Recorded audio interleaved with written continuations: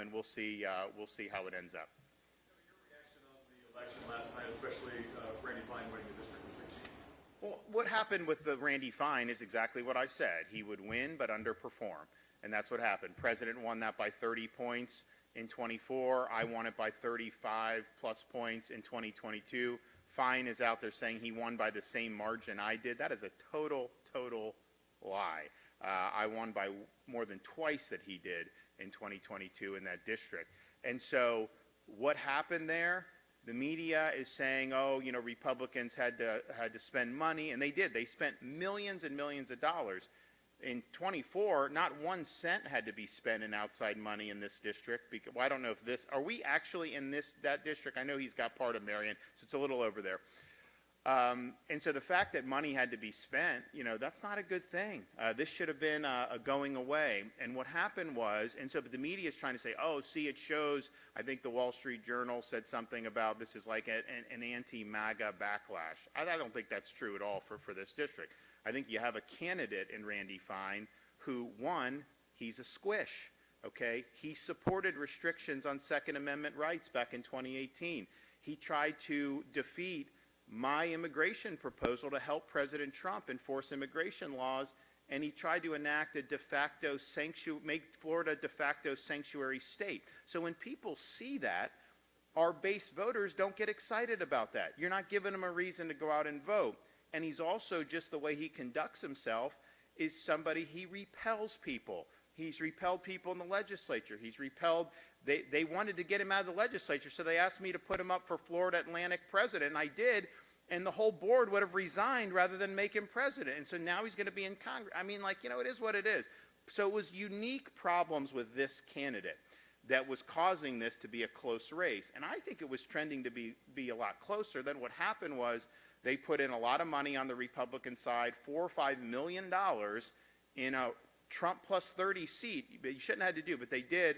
And then the president did a couple teletown halls where he said, listen, for my agenda, we need you to go out and vote. So I think the election day turnout was really good for a special election for Republicans in the district, and I attribute that to President Trump's intervention. I think these are voters who didn't like Randy Fine, but who basically were like, you know what, we're going to take one for the team. President needs another vote up there, and so we're going to do it. So I would not read into the underperformance that this is somehow a referendum on MAGA or Trump. I think it was a unique issue with this particular candidate. You know, the Democrats groups didn't spend any money. It was this one candidate raised money through Act Blue, but a lot of that is basically a fraud. It's a scam. And so how much money he spent, he probably spent a few million, but they spent more than that for Fine. So I just view it as it's an underperformance. I think it's unique to the candidate, and the president really had to bail him out at the end, because this race would have been much closer had the president sat on the sidelines. And so if anything, it shows, you know, the president's got the juice to be able to get Republicans to go out on election day and even vote for a candidate that they're not crazy about. You know, this guy, I mean, he lives like 150 miles away from the district. It's just an odd fit on that. But I do think that it was, there were unique circumstances in that CD6 race. So when people are trying to spin that to fit their agenda, I don't think you can. I think it was more of a local thing. I mean, this is a guy who's 150, he lived 150 miles from the district. They say, well, how do you know local issues? He said, there are no local issues in the district. Well, I can tell you, just as governor, you go around the state, there are local issues for sure that you got to contend with. Yes?